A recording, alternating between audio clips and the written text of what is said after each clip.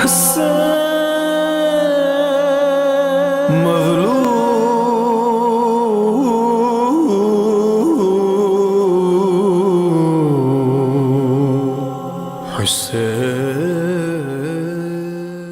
باللہ من الشیطان الرجیم بسم اللہ الرحمن الرحیم الحمد للہ رب العالمین والصلاة والسلام علی محمد وعلی آلہ الطیبین الطاہرین المعصومین واللعنۃ الدائمۃ علی اعدائہم اجمعین اما بعد فقد قال رسول اللہ صلی اللہ علیہ وآلہ وسلم حسین منی وانا من الحسین احب اللہ من احب حسینہ۔ محترم سامعین، پچھلی گفتگو میں آپ کی خدمت میں عرض کیا کہ سید الشہداء کا سفر جو مدینے سے شروع ہوا تھا اور مکہ میں داخل ہو چکے ہیں، اور مکے میں آپ کا قیام ماہ شعبان، ماہ مبارک رمضان، ماہ شوال، ماہ ذی القعدہ اور 8 ذی الحج تک سید الشہداء مکے میں قیام پذیر رہے، اور اس قیام کے درمیان سید الشہداء کی مختلف ملاقاتیں ہوئیں، جن میں سے ہم نے ایک ملاقات پچھلی گفتگو میں عرض کی تھی، اور ایک اہم ملاقات آپ کی گفتگو میں عرض کرنا چاہتے ہیں کہ جو ملاقات ہے ابن عباس اور ابن عمر کی سید الشہداء کے ساتھ۔ یہ دونوں حضرات سید الشہداء کی خدمت میں حاضر ہوئے، اور ابن عمر نے سید الشہداء سے کہا کہ ابا عبداللہ رحمک اللہ اتق اللہ الذی الیہ معادک فقد عرفت من عداوت اہل ھذا البیت لکم وظلمہم ایاکم، کہ اے ابا عبداللہ، اللہ آپ پر رحم کرے، اس اللہ سے ڈریے کہ جس کی جانب آپ کو پلٹ کر جانا ہے۔ یقیناً آپ جانتے ہیں کہ اس گھر کے جو اہل ہیں ان کی دشمنی اور ان کا جو آپ پر ظلم ہے اس کو آپ بہت اچھے طریقے سے جانتے ہیں۔ وقد ول الناس هذا الرجل یزید بن معاویہ ولست آمن ان یمیل الناس الیہ لمکان هذه الصفراء والبیضاء فیقتلونک، اور لوگوں نے اس شخص کو یعنی یزید بن معاویہ کو اپنا خلیفہ بنا لیا ہے، اور میں امان میں نہیں دیکھتا ہوں، مجھے جو ہے وہ امان نظر نہیں آتی ہے کہ لوگ یزید کی طرف چلے جائیں گے۔ کس وجہ سے؟ درہم و دینار کی وجہ سے، یعنی پیسوں کی خاطر، حب دنیا کی خاطر لوگ آپ کو چھوڑ کر یزید کا انتخاب کریں گے۔ بس وہ لوگ جو درہم و دینار کی خاطر اپنا دین چھوڑ سکتے ہیں وہی لوگ آپ کو قتل کریں گے۔ بس یہلک فیک بشر کثیر، بس اگر ایسا ہوا تو آپ کی وجہ سے یا آپ کی محبت میں ایک عظیم خلقت، بہت بڑی خلقت جو ہے وہ قتل ہو جائے گی۔ فإنی قد سمعت رسول اللہ صلی اللہ علیہ وآلہ، میں نے یقیناً رسول خدا صلی اللہ علیہ وآلہ وسلم سے یہ حدیث سن رکھی ہے، وہو یقول، کہ وہ فرما رہے تھے حسین مقتول ولئن قتلوہ وخذلوہ ولن ینصروہ لیخذلہم اللہ الی یوم القیامہ۔ میں نے رسول خدا سے سن رکھا ہے کہ حسین کو قتل کیا جائے گا، اور اگر وہ لوگ اسے قتل کریں اور وہ لوگ حسین کو رسوا کریں اور حسین ابن علی کی مدد نہ کریں تو خداوند کریم قیامت کے دن ان لوگوں کو رسوا فرمائے گا۔ وَأَنَا أُشِيرُ عَلَيْكَ أَن تُدْخِلَ فِي صُلْحٍ مَا دَخَلَ فِيهِ النَّاسِ، اور ابن عمر نے کہا کہ میں آپ کو مشورہ یہ دیتا ہوں کہ آپ صلح میں داخل ہو جائیں، جس طریقے سے دوسرے لوگوں نے صلح کر لی ہے، وہ آرام سے بیٹھ گئے ہیں، یزید کی بیعت کو قبول کر لیا ہے، یزید کی خلافت کو قبول کر لیا ہے، آپ بھی آرام سے صلح کر لیجئے۔ وَاصْبِرْ كَمَا صَبَرْتَ لِمُعَاوِيَةَ مِن قبل، اور صبر کیجئے جیسے کہ آپ نے اس سے پہلے امیر شام کی حکومت پر صبر کیا۔ فَلَعَلَّ اللَّهُ أَن يَحْكُمَ بَيْنَكَ وَبَيْنَ الْقَوْمِ الظَّالِمِينَ، کہ ان قریب خداوند کریم انشاءاللہ آپ کے اور آپ کو جو ظالم قوم ہے اس کے درمیان فیصلہ فرمائے گا۔ یہ سن کر سید الشہداء نے ابن عمر کو جواب دیا، ابا عبد الرحمن انا ابایع یزید وادخل فی صلحہ وقد قال النبی فیہ وفی ابیہ ما قال، اے ابا عبد الرحمن، تم کیسی باتیں کر رہے ہو کہ میں یزید کی بیعت کر لوں اور یزید کے صلح میں داخل ہو جاؤں، جبکہ تم جانتے ہو کہ رسول اللہ نے خود یزید کے بارے میں اور اس کے باپ کے بارے میں جو کہا ہے وہ تم اچھی طریقے سے جانتے ہو۔ فقال ابن عباس، جب یہ بات سنی تو ابن عباس نے کہا کہ صدقت یا ابا عبداللہ، اے ابا عبداللہ آپ نے سچ کہا۔ قال النبی صلی اللہ علیہ وآلہ فی حیاتہ مالی ولیزید لا بارک اللہ فی یزید، کہ رسول خدا صلی اللہ علیہ وآلہ وسلم نے اپنی حیات طیبہ میں بیان فرمایا تھا کہ بھلا میرا اور یزید کا کیا واسطہ، خداوند کریم یزید کے امور میں برکت نہ دے۔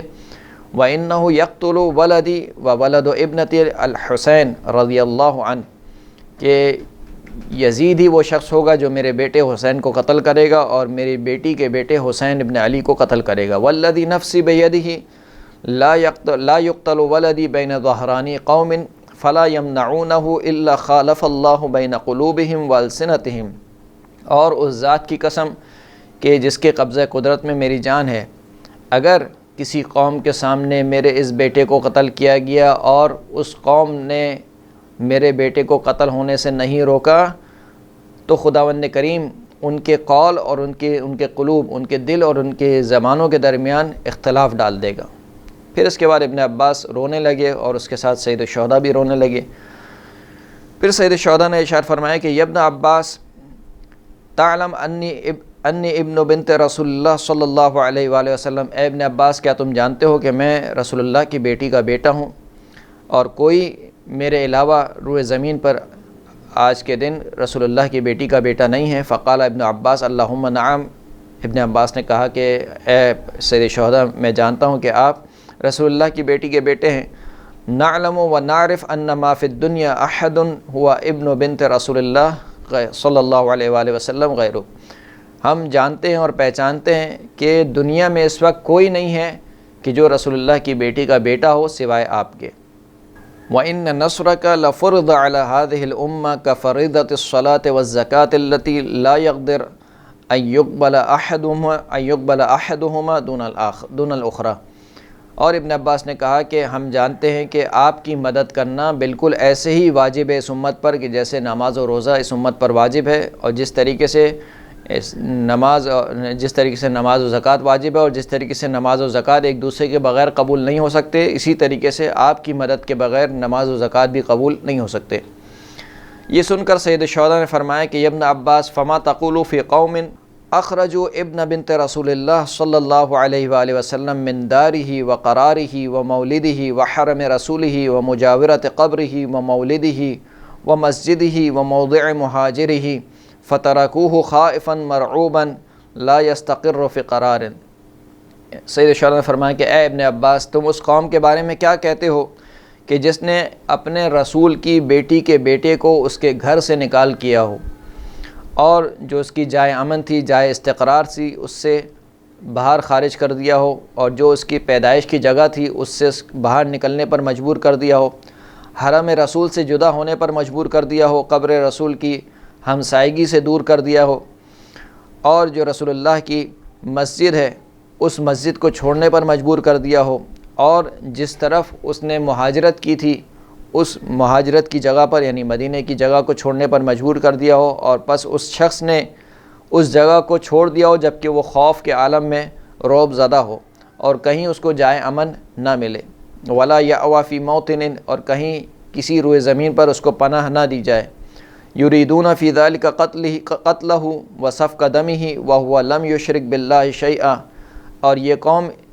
اپنے ان کاموں سے ارادہ یہ رکھتی ہے کہ رسول کی بیٹی کے بیٹے کو قتل کر دے، اس کا خون بہائے، جبکہ رسول کی بیٹی کے بیٹے نے اللہ کے ساتھ کسی کو شریک قرار نہیں دیا،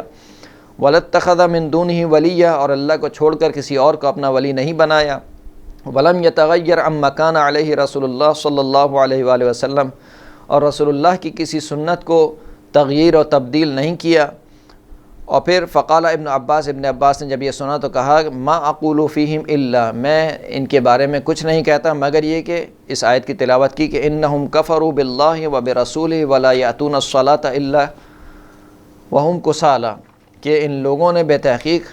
اللہ سے کفر اختیار کیا، رسول اللہ کے بارے میں کفر اختیار کیا، اور یہ نماز نہیں پڑھتے مگر یہ کہ سستی کے عالم میں، یراؤون الناس ولا یذکرون اللہ الا قلیلا، اور یہ لوگوں کو دکھاوے کے لیے کام انجام دیتے ہیں اور اللہ کو بہت ہی کم یاد کرتے ہیں۔ مذبذبین بین ذلک لا الہ ہؤلاء ولا الہ ہؤلاء ومن یضلل اللہ فلن تجد لہ سبیلا، اور یہ اپنے حکمت عملی میں اپنے کام کو انجام دینے میں مذبذب ہیں، مضطرب ہیں، نہ یہ ان کی طرف آتے ہیں نہ یہ ان کی طرف جاتے ہیں، نہ حسین ابن علی کی طرف ہیں نہ یزید ابن معاویہ کی طرف ہیں، اور جس کو اللہ گمراہ کر دے تو پس آپ اس کے لیے کوئی ہدایت کا راستہ نہیں پائیں گے۔ پھر ابن عباس نے کہا کہ ایسی قوم پر ایک بڑی مصیبت نازل ہونی چاہیے، اور آپ جو ہیں وہ اے رسول اللہ کی بیٹی کے بیٹے رأس الفخار برسول اللہ صلی اللہ علیہ وآلہ وسلم، آپ کا فخر یہ ہے کہ آپ رسول اللہ کے بیٹے ہیں، رسول اللہ کی بیٹی کے بیٹے ہیں، اور آپ یہ گمان نہ کریں کہ خداوند کریم جو ہے وہ ظالموں سے غافل ہے۔ اور میں گواہی دیتا ہوں کہ جو شخص بھی آپ کی ہمسائیگی سے کنارہ کشی اختیار کرے اور آپ کی جنگ کی طرف لپکے، اس نے یقیناً رسول خدا سے جنگ کری اور آخرت میں اس کا کوئی نصیب نہیں ہے۔ یہ ملاقات لمبی ہے، انشاءاللہ آنے والی گفتگو میں ہم اس ملاقات کی مزید تفصیلات آپ کی خدمت میں پیش کریں گے۔ وآخر الدعوانا ان الحمد للہ رب العالمین۔